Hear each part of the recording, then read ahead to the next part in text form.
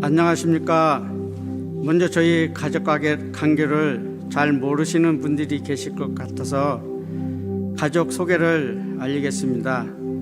먼저 장모님 황기모 집사님, 그리고 인생의 영원한 동반자 저희 아내 임미엽 집사, 그리고 세 자녀, 첫째 딸 31살 김수빈, 둘째 딸 김수민, 그리고 막내 아들 김민교, 이렇게 6 식구가 있습니다. 저는 61년생 안수 집사 김도봉 인사드립니다.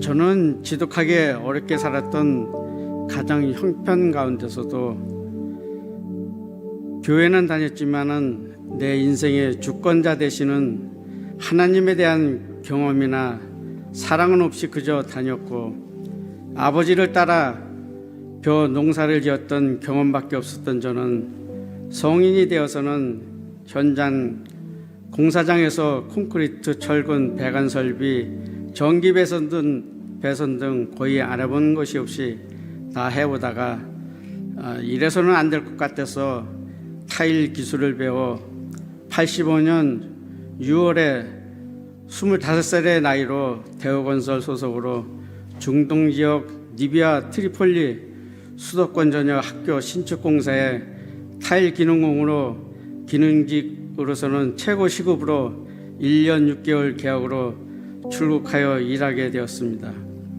하나님을 잊고 산 지 오래된 저는 어느 날 몸이 아파서 현장에 나가서 일하지 못하고 숙소에서 쉬고 있는데 저도 모르게 강남의 어느 목사님의 설교 테이프를 듣다가 잠이 들었는데 꿈속에서 목사님의 형상을 보고 깜짝 놀라서 깨어났는데 깨어보니 어느새 몸이 너무 좋아져 있었습니다.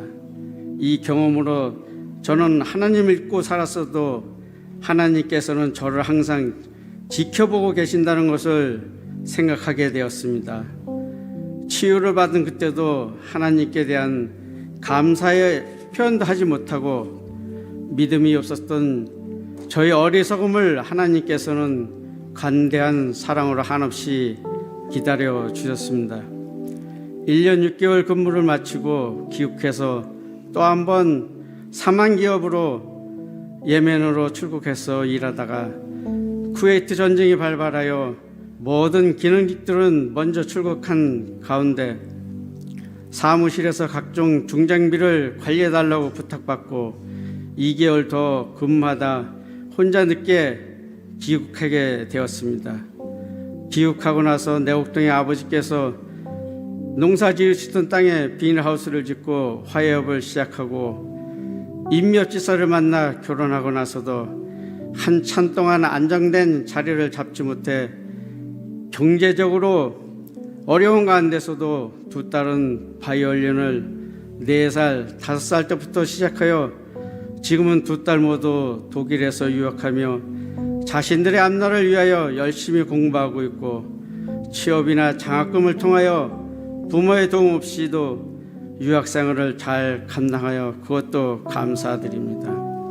얼마 전 지난 10월 달에는 큰딸 수빈이가 귀에 저음역대 소리가 안 들리는 이상이 생겼는데 독일 병원에서는 병명도 나오지 않는 상태에서 한 2주 동안 고생하다가 안 되겠다 싶어서 한국으로 급하게 귀국하여 이틀 만에 베토벤이 걸렸던 무서운 기병 메니에르라고 하는 진단을 받고 치료 방법을 완전히 숙지하고 약까지 처방받아서 돌아가서 지금은 완치가 되었습니다. 이 모든 것이 하나님의 은혜임을 믿고 감사드립니다. 제 나이 43살에 하나님께서 축복으로 주신 막내 아들은 지금 태권도를 전공하여 시범단 활동을 하고 싶다는 꿈을 가지고 대학교 4학년에 재학 중입니다. 저희 사업장에도 하나님께서 복을 주셔서 지금은 규모도 확장되어 가고 있고 관공서 위주로 사업을 하다 보니 크게 경기를 타지 않고 그간 쌓아온 경험과 신뢰로 어려움 없이 잘 감당해 나가고 있습니다. 내 시작은 미약하였으나 내 나중은 창대하리라고 말씀하신 하나님의 말씀을 기억하며 부족한 저희 가정을 오늘날까지 지켜주시고 인도하신 하나님께 감사드립니다. 또한 우리 내국교회의 이준영 담임 목사님이야 모든 분들께도 진심으로 감사드립니다. 앞으로도 하나님을 사랑하며 하나님과 동행하며 주신 직분과 사명을 잘 감당할 수 있기를 소원합니다. 감사드립니다.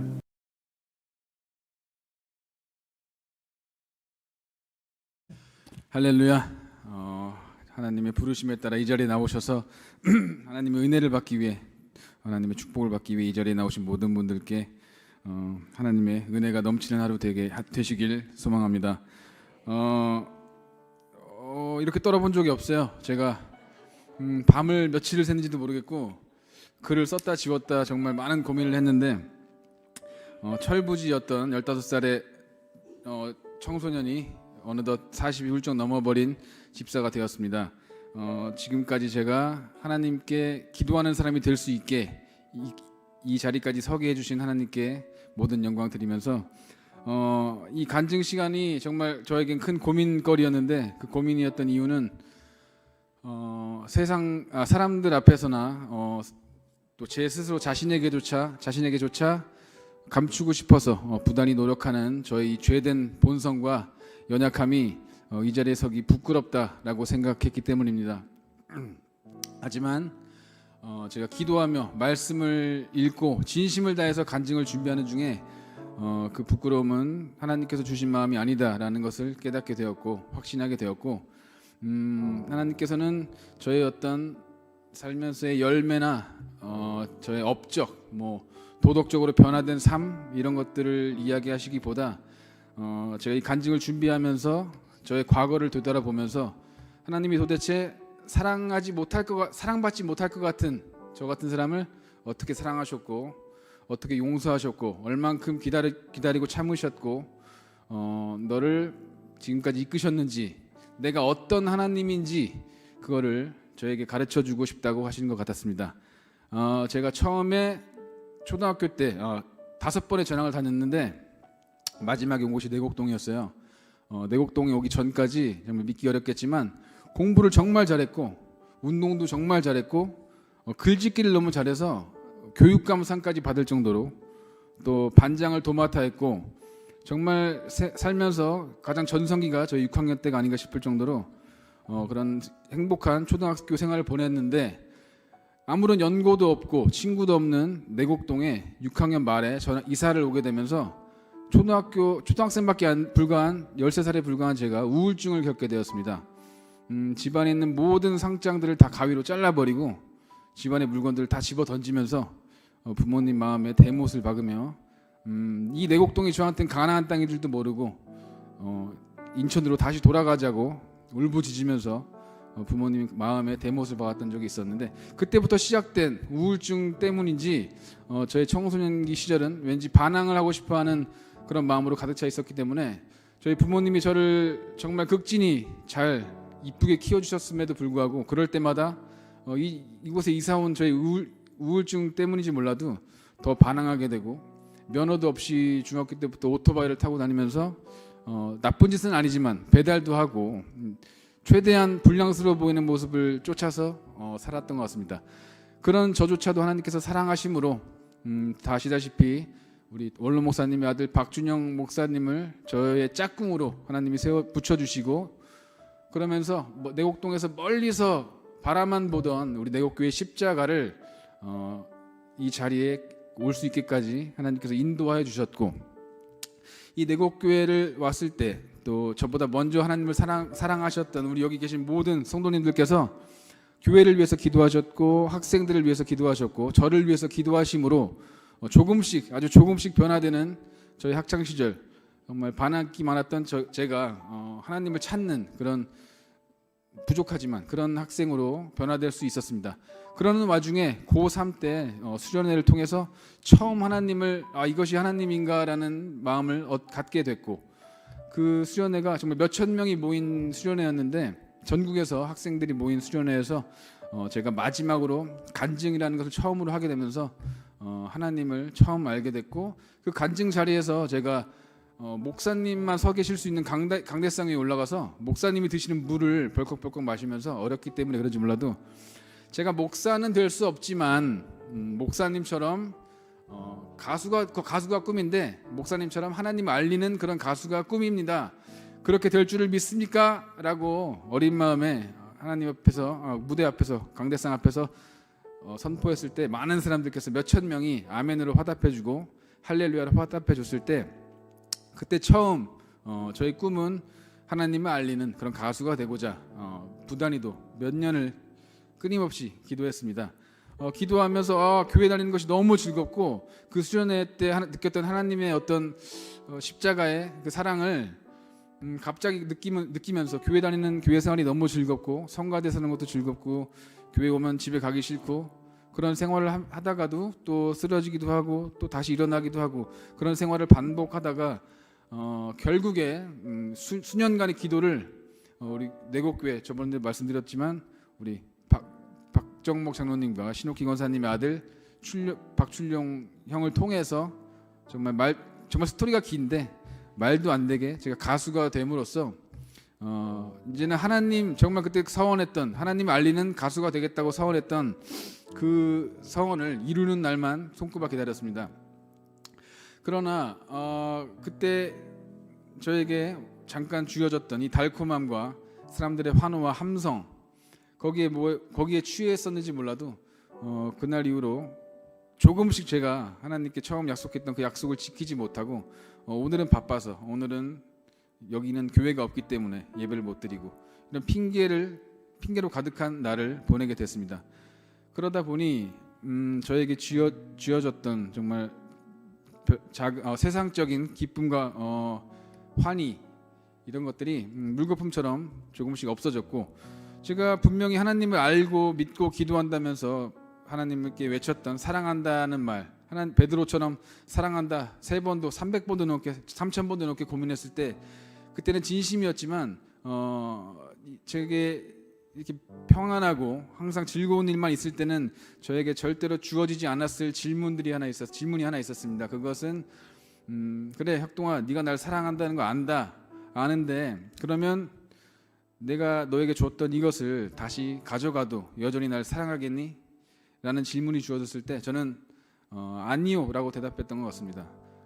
저는 하나님께서 다시 그 꿈같은, 정말 이제는 하나님을 알리는 가수로서의 어떤 행보를 기대했던 제가, 하나님께서 그것을 다시 가져가셨을 때 저는 크게 실망을 했고, 정말 그래서는 안 되는데 우울증에 심하게 또 다시 걸리기 시작하면서, 불과 얼마 전까지만 해도 하나님을 사랑하고 찬양한다 외쳤던 제가 이제는, 이런 말씀 드려도 되는지 모르겠지만 루시퍼에게 기도를 했습니다.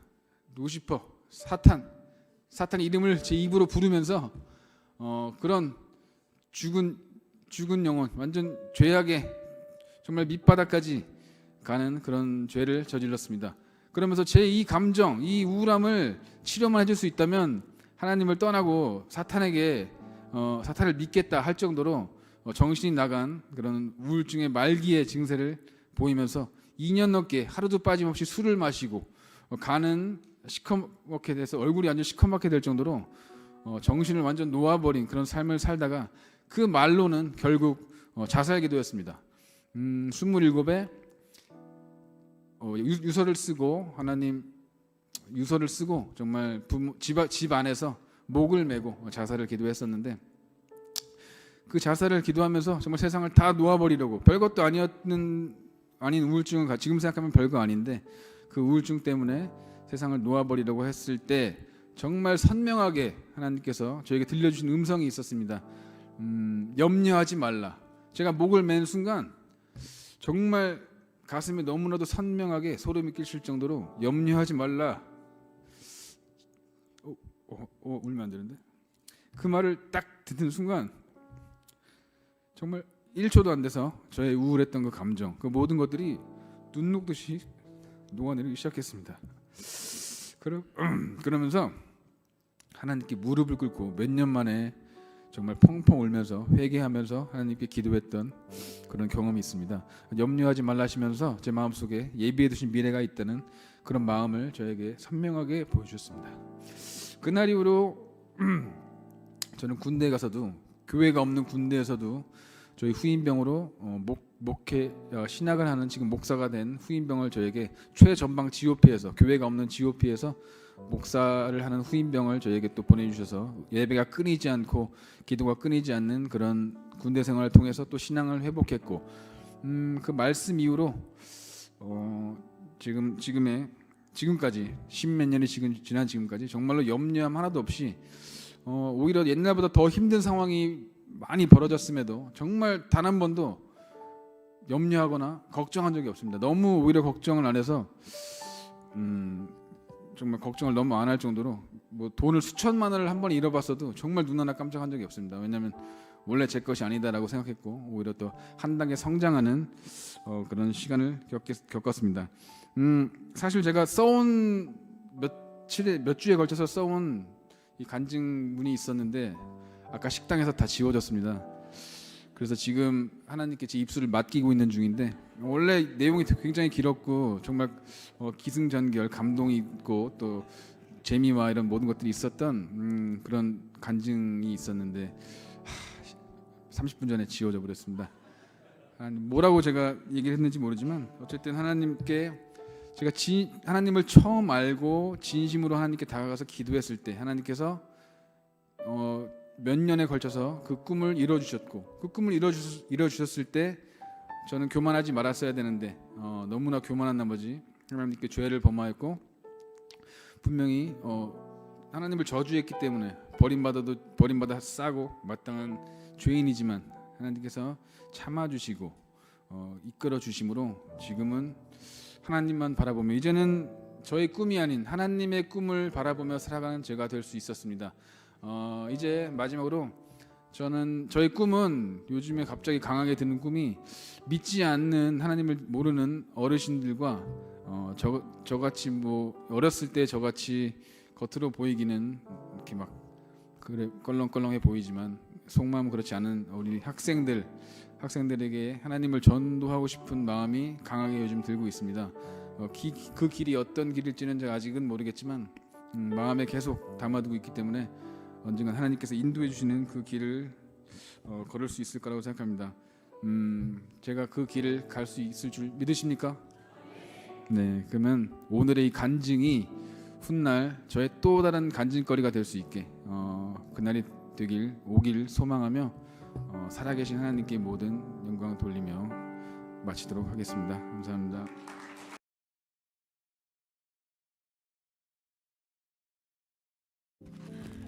할렐루야. 너무 떨립니다.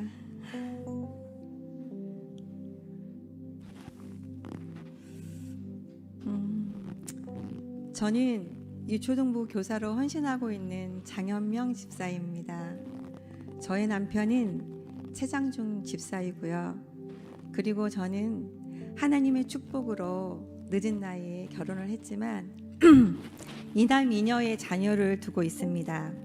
첫째는 올해 대학에 입학을 하였고, 둘째 우정이는 올해 이제 고3이 됩니다. 그리고 셋째는 우리 서정이는 고1이 되고요. 그리고 저희 집에 복댕이라고 부르고 있는데, 저희 막내 리오는 올해 이제 초등학교 6학년이 됩니다. 김학훈 장로님 그 상가에 다녀와서 저의 마음이 너무 1년 전에 저희 친정 아버님께서 하늘나라로 가셨는데 이렇게 1년에 한 번씩 신장로님도 가셨고, 또 저희 신랑이 지금 투병 중인데 장로님 비슷한 시기에 또 권사님과 함께 카톡으로 인사를 주고받으면서 나눴던 그 시간들이 있었기에 저희 마음이 정말 너무 아팠습니다. 그 주에 집에 수요일 날 있었는데 전도사님한테 전화가 왔어요. 이번 주에 간증을 해달라고 말씀을 하시는데 무슨 말을 해야 할지, 내가 이 자리에 서도 되는 건지, 저는 아직 정말 저희 자녀들 앞에 믿음의 본이 되는 엄마가 아닌데 내가 무슨 말을 성도님들 앞에서 할 수 있을까 라는 생각을 하며 새벽 예배 때마다 하나님께 구했습니다. 제가 무슨 말씀을 드려야 할지 알게 해달라고.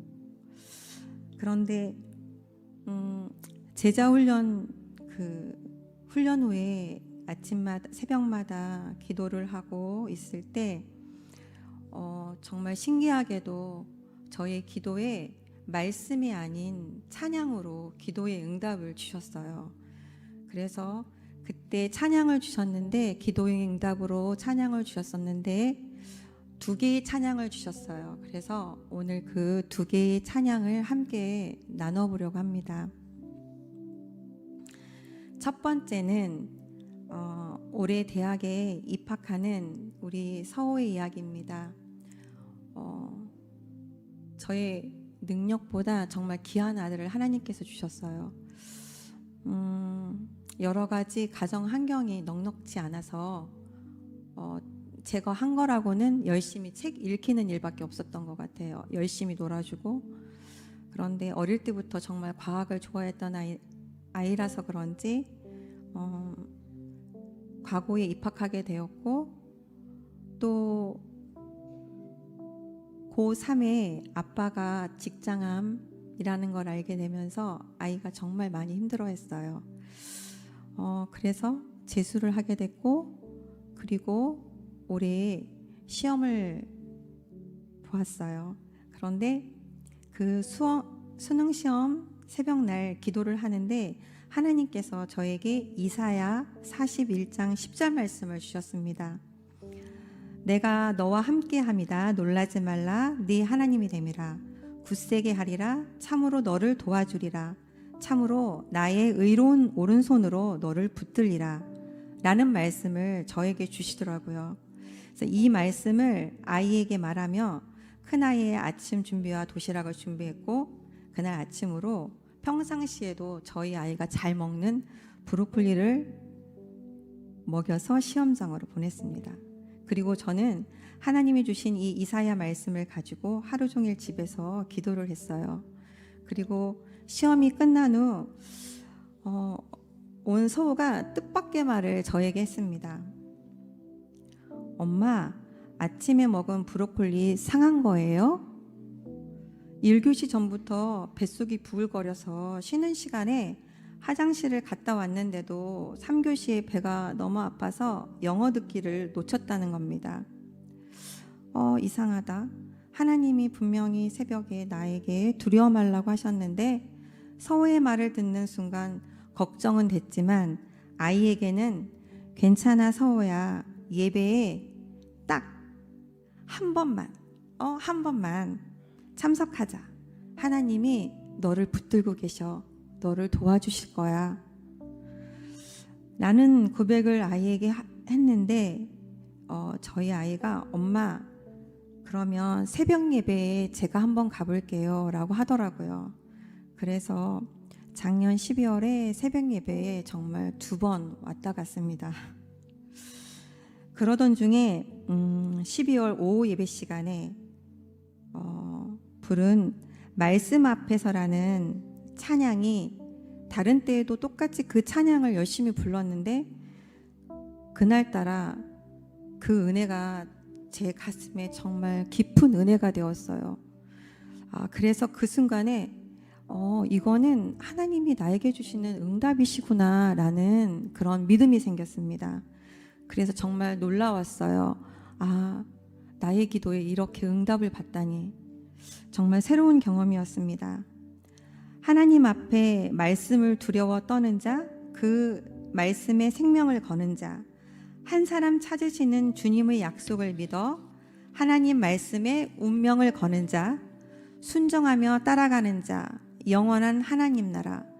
정말 눈물이 왈칵 쏟아져서 주체할 수 없었습니다. 너무나 창피할 정도로 그날 정말 많이 울었습니다.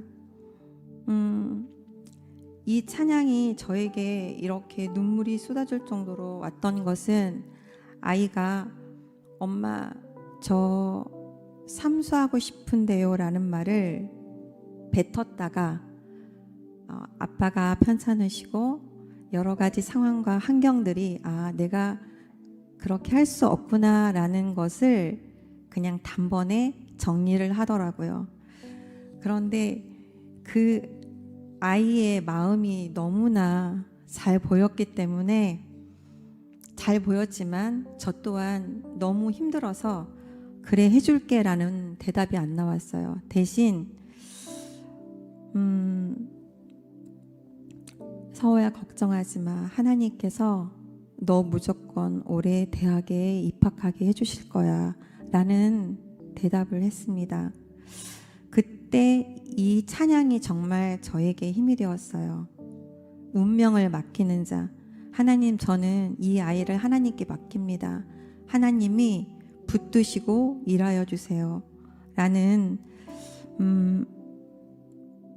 기도가 정말 절로 나왔습니다. 그런데 연약한 저에게 하나님이 말씀하셨습니다. 현명아 너는 말씀에 두려워한 적이 있었니? 현명아 너는 하나님 말씀에 운명을 걸었던 적이 있었니? 라고 물으시며 순종하며 따라가라고 말씀하셨습니다. 또한 나의 내 자녀가 이 찬양처럼 축복의 통로가 되기를 기도하였습니다. 이때부터 회개하며 자녀의 진로와 양육도 물질도 모두 내리고 정말 낮은 자세로 겸손한 마음으로 말씀을 잡고 기도했을 때 정말 기적과 같이 합격 소식이 들렸습니다. 와, 하나님이 서울을 붙들고 계셨구나. 주여 영광 홀로 받으시옵소서 라는 고백이 정말 절로 나왔습니다. 저희 아이는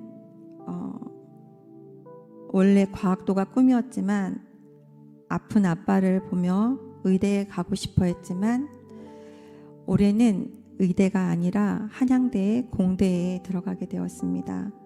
그렇지만 저는 정말 너무 감사했습니다. 지금은 저희 첫째 아이도 하나님께서 엄마 나를 도우셨다라고 고백을 하더라고요. 그래서 엄마의 손에 이끌려서가 아니라 서호 스스로 저 문을 열고 들어와 이 자리에 앉아 정말 하나님 앞에 말씀을 듣고 그 아이의 믿음이 성장하기를 정말 두 손 모아 기도하고 있습니다. 두 번째는 작년 11월 28일 담당 의사 진료 후에 신랑의 항문이 막혔다고 말씀하셨고 내년 2월, 25년 2월에 CT를 찍어보고 대장과 항문을 연결한 수술 부위가 붙었는지 확인한 후에 수술을 할지 결정하자고 하셨습니다.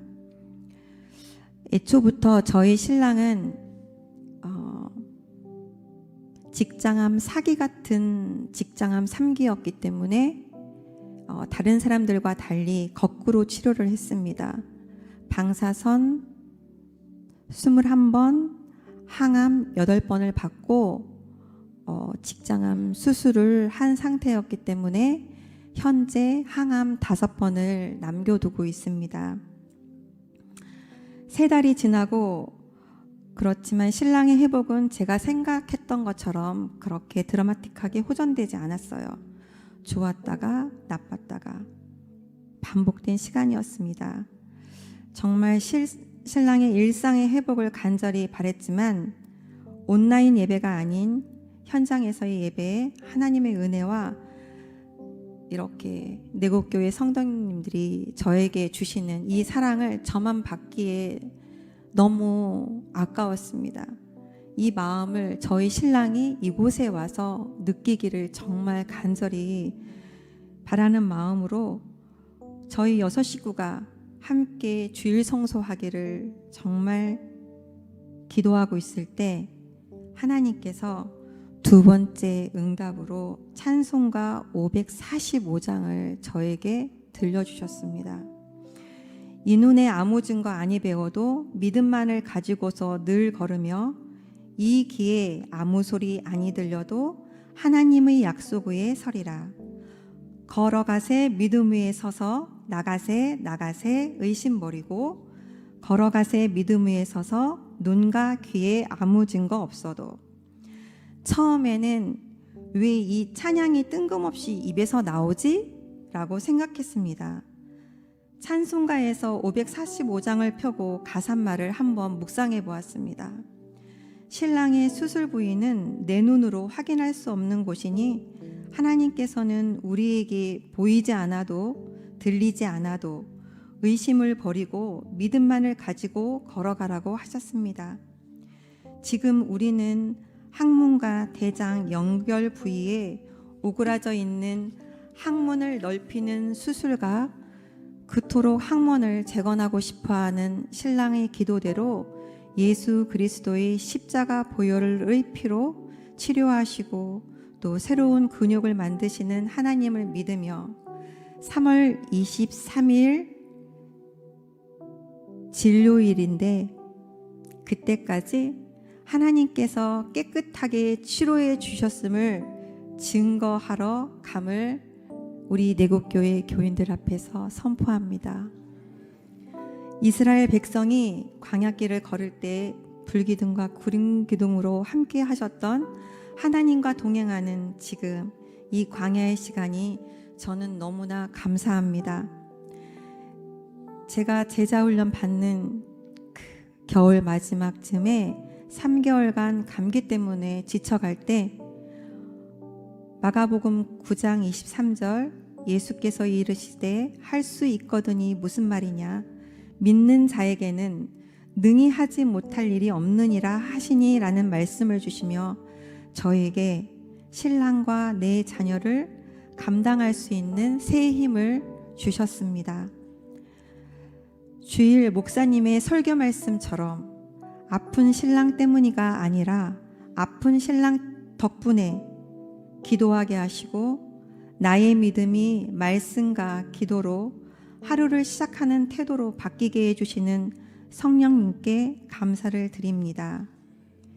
길갈의 12돌을 새기며 하나님의 우선순위로 내 자녀들에게 믿음을 유산으로 남겨주는 신앙의 본이 되는 부모가 되기를 소망합니다.